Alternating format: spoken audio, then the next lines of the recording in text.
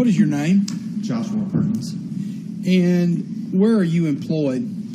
Currently lifeguard ambulance service here in Panola County. And what position do you hold with them? I'm a paramedic. How long have you been a paramedic? Since December 2010, so 7.5 years now. So on December the 6th, 2014, you were a paramedic. Correct. And I don't believe at the time, it was a different ambulance service here in Panola County at the time, right? Yes, sir, it was. And who was that? MedStat EMS. Okay. Do you recall getting toned out to respond to an area on Heron Road? Yes, sir, I do. All right. Do you remember where you were when you got the call? We were at the Batesville station. It was called Station 9. And where is that located? I believe the address is Highway 51 North. I don't remember the actual numerics of this. Actually, it's just right over here, isn't it? Yes, sir, it's right over there. Almost parallel over from this building over on Highway 51? Yes, sir, it's across the road from the library. Okay. These folks from Pike County, so they're not familiar with Panola County, yes, but it, as crow flies, is less than half a mile from here. Is that right? Yes, sir. Okay. When you got toned out, what was the nature of the tone that you received? I believe it was a female with burns. There was not a very much specific information initially. Okay. How does that work? Who actually calls you? Does the sheriff department call you, or do y'all have a dispatch that calls, or how does yes, that sir. work? At that point in time, you have your original 911 caller. I believe it went to Panola County Dispatch. Once they determined that an ambulance was needed, they forwarded it to MedStat's dispatch center in Winona, Mississippi. Okay, and then your dispatch actually calls and tells you what you got? Yes, sir. Once you leave and you're headed to the scene, do you make attempts to communicate with people or firefighters at the scene to give you updated information as you're going? Yes, sir. Sometimes we do. We'll make that request to our dispatchers at MedStat, and they would call Panola dispatchers and gather what information they could. Were you able to gather any more information en route to Heron Road from right over here? I do not recall anything specific. Okay. Tell the jury what you found upon your arrival at our own Heron Road. We pulled up to Heron Road. There was a volunteer firefighter pumper truck there on scene, several people around her. Jessica was wrapped up in blankets at the back of the fire truck. As we pulled up, I was in the front passenger seat, had my partner in the driver's seat. The way we pulled up, he could see her out his window. He looked out the window, turned around, looked at me and said, "It's real," as it's real bad. So I got out of the truck, went over, laid eyes on her. Yeah, it's real bad. Called for a helicopter. There's no hospital anywhere near here that can treat her appropriately. So let me ask you this, if you don't mind stopping for a second, John. If you would pull that microphone down a little bit, talking to it.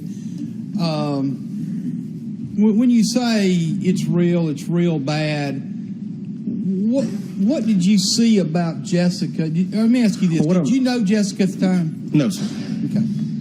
And you learned her name subsequent to treating her, is that correct? We got it. She didn't mention. She was able to tell us her name. Okay. While we were there, yes, sir. I'll get to that in a minute then. Okay. All right. What about what you were observing of her on the ground made you think immediately that you needed a helicopter? Well, I did notice there was burns, a significant amount of burns on her body. At the time, there was not much of any hair left on her head. Looking at pictures of her before and after, it's a significant difference. I thought it was somebody with a short haircut until I got her in the back of the truck in proper lighting. You can see how severe her hair was burned away. But there on the ground, I could see that she was burned significantly and needed to be somewhere else in a different hospital. And where did you notice the majority of the burns to be? Oh, they were pretty much head to toe on her body, sir. You generated a report. I did. As a result of this, I'm going to hand you what's been previously marked as Exhibit 13 and ask you to look at that and tell me if you can identify that.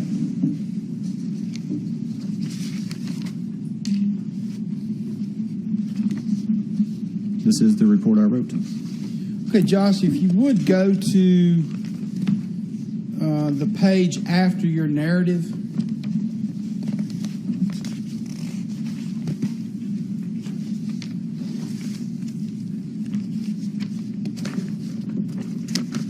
And there appear to be 4 drawings on that page. Yes, sir. Does that look familiar? Yes, sir. And there appear to be a large number of numbers. I think it goes up to 32, or no, excuse me, up to 42. Is that, or excuse me, 51.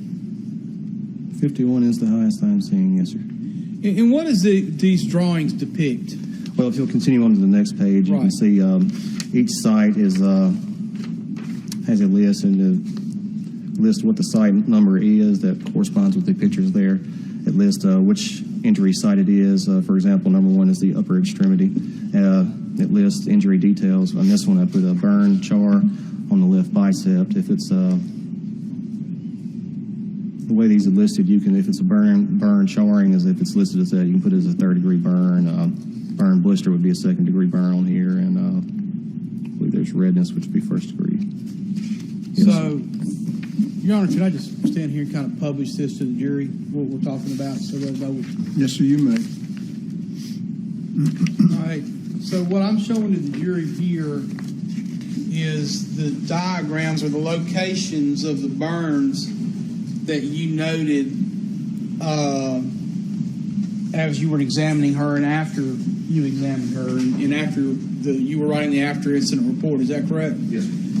So then you go to the next page, and each number that you see on the previous page now has a description of what the burns were that you observed on the body. Is that correct? Yes, sir, that's correct. Okay.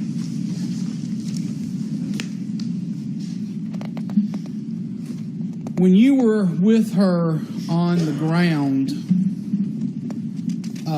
did you do an assessment? Yes, sir, what little bit I could. The lighting's not very well. She was wrapped up in the blanket, as I said. Pretty much looked at her and said, you know, we've got a significant amount of burns. We need to keep her warm, you know. At that point in time, we were unloading our stretcher, all our gear and everything, the burn sheets that we used for burn victims. And we placed her in that, wrapped her up in them, and got them in the truck, cut the heater on. Losing body heat's a big significant issue with people with burns like this, so we try to keep her as warm as possible with the burn sheets and the heater in the truck. Okay. So who actually called for the helicopter? I think I told Brad, as soon as we got there, I laid eyes on her, saw this was serious. I told Brad to call a helicopter. I believe he calls it on the radio, and then MedStat dispatch handles it from there. And then the firefighters were responsible for getting the information to the helicopter about where to go. Is that yes, correct? Sir. They typically set up the landing zone, and they know the local area the best.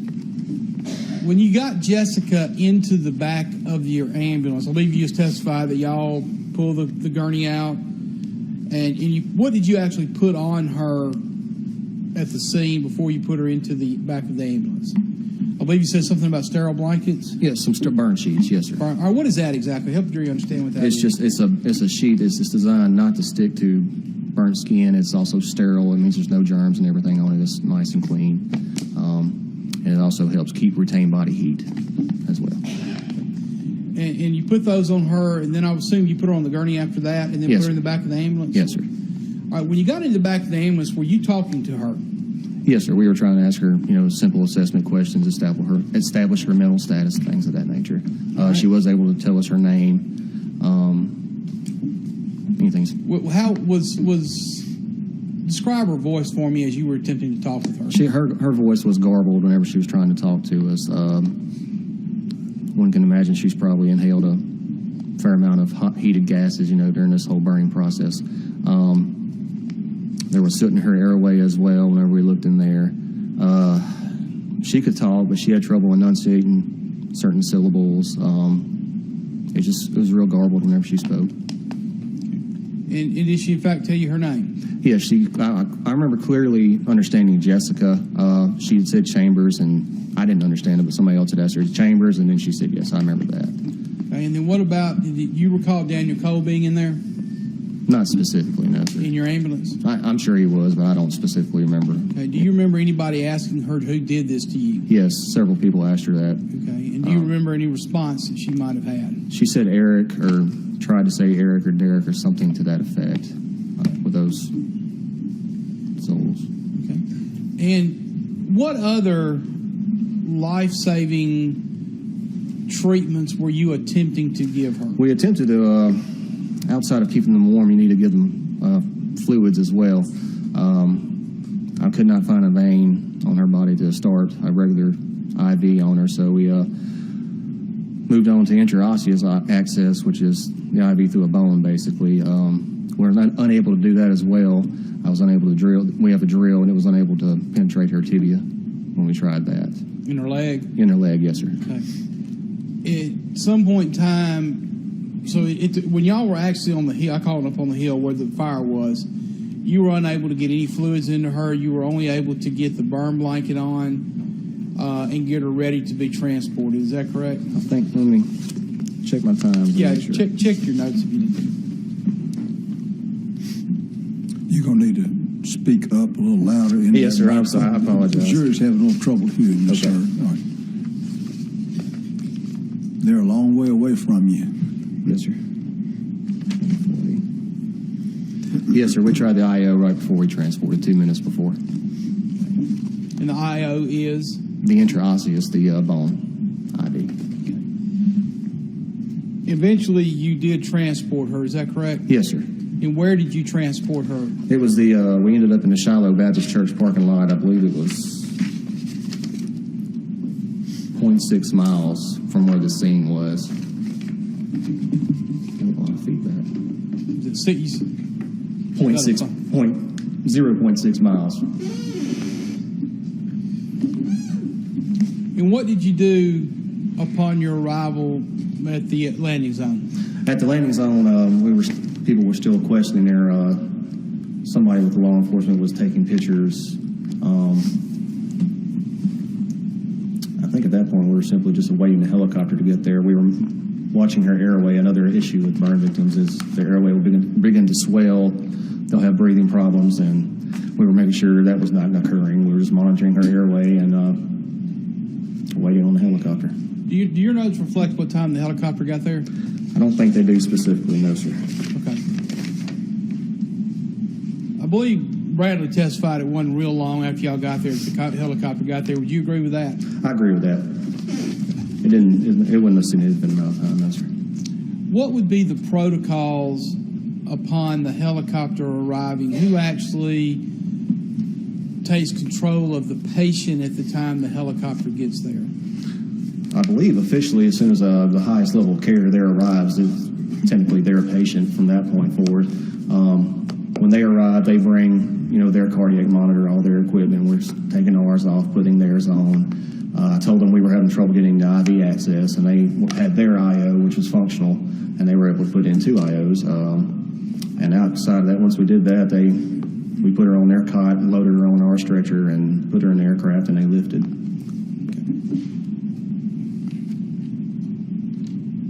Your Honor, tender the witness.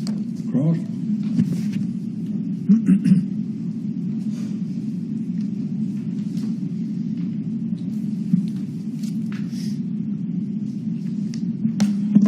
Good afternoon, Mr. Good afternoon, ma'am. You don't have any idea of what time the firefighters and other possible paramedics got to the scene before you got there? Nothing official, not on my paperwork that I have.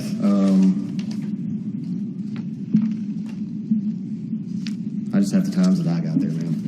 Yes. But based on the paperwork that you do have, you know that you didn't get there until about 8:29 or 8:30. Yes, ma'am. Okay.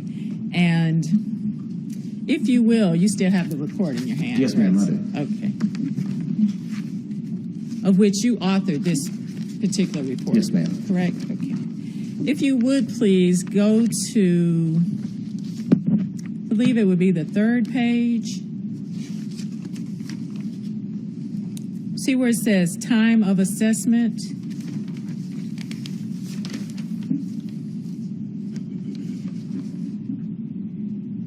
Can you show me? May I approach the witness, Your Honor? Okay.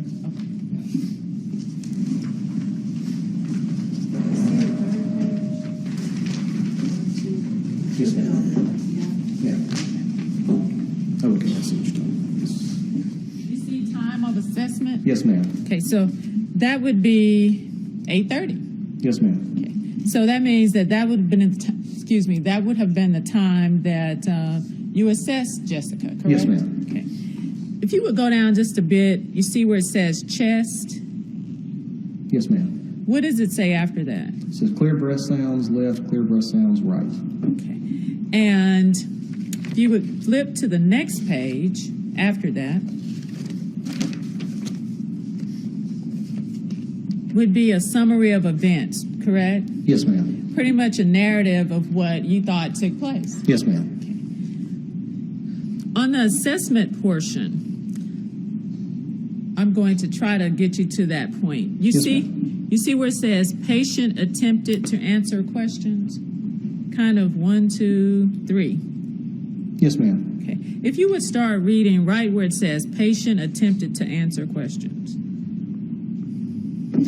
Patient attempts to answer questions, unable to understand some answers due to probable burns of vocal cords. Keep going.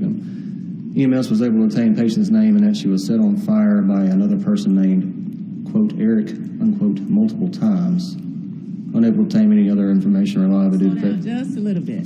unable to obtain any other information reliably due to patient having a difficult time speaking. Keep going. Patient repeatedly complained of being cold. She had constant movement and tremors. Okay. And if you will, just skip just a little bit. 2 sentences down. Airway was being maintained. Do you see that? Yes, ma'am. Okay, start there. Airway was being maintained by the patient without assistance. Respirations were elevated but adequate, not labored. Breath sounds were clear and equal bilaterally. So at that point, she was able to communicate to Yes, some ma'am. degree where you could understand her. Yes, ma'am.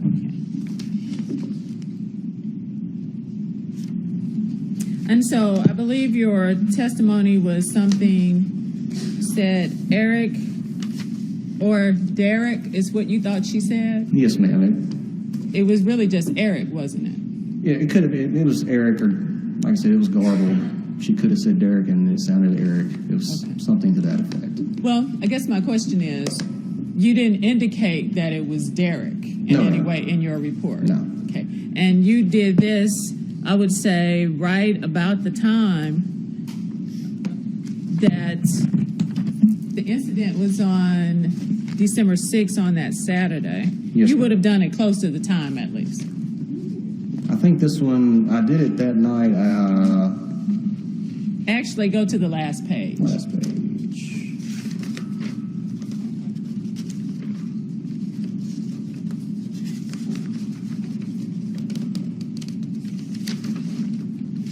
Yes, ma'am. It was the same night, wasn't it? Just the signature. This page you're referring to? Yes. Yes, ma'am. You see the date? Yes, ma'am. What was the date on there? December 6th, 2014. Thank you, Mr. Perkins. Yes, ma'am. I tendered the witness. Redirect. Just briefly, Your Honor.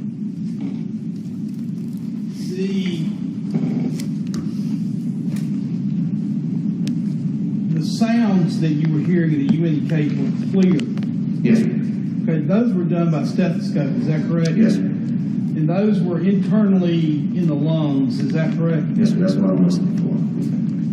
And you can't say whether or not her tongue was swollen or were her lips burned? They just had stood up, and I hate to guess at this point if they were burned or not. I know her airway was not swollen shut like a typical burn victim, a lot of them have. That's what I meant by she was maintaining her own airway. It was not swollen. She was able to. And if it had been swollen shut, what kind of airway would you attempt to get in? We'd attempted to intubate her, endotracheal intubation. And the sounds, though, that Ms. Palmer just asked you about were in the lung area that appeared to be clear at this point in time. Is that correct? Yes, sir. Did you expect those, due to her condition, to get worse? Yes, sir. Honestly, I would. I would expect swelling and edema to start in eventually, and she would start having other than clear breath sounds, yes. Nothing further, Your Honor. He may be finally excused. Oh, sorry, you're fine. Excuse you. You're free to remain in the courtroom if you'd like.